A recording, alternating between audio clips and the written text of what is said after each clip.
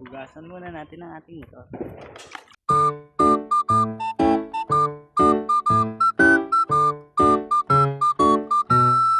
So ngayon testing natin kung mabisa ba, mabisa.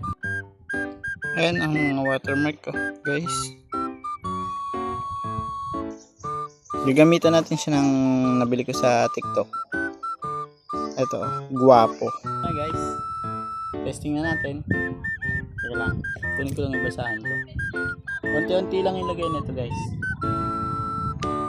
Kailangan ano, konti-konti lang ah. Tipid lang tayo, tipid. Okay, pwede rin dito ilagay. Yung patak-patak. Tapos, saka natin siya pupunasan. Uy, mabisa siya guys. Mamaya, papakita ko sa inyo yung result. Pwede lang guys.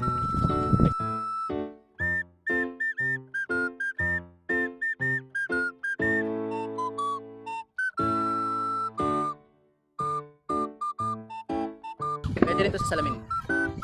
Salamin, yung mga malalabong salamin.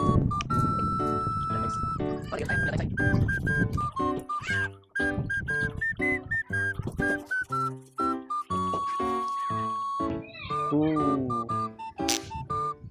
Kinis guys. Wala na yung watermark niya.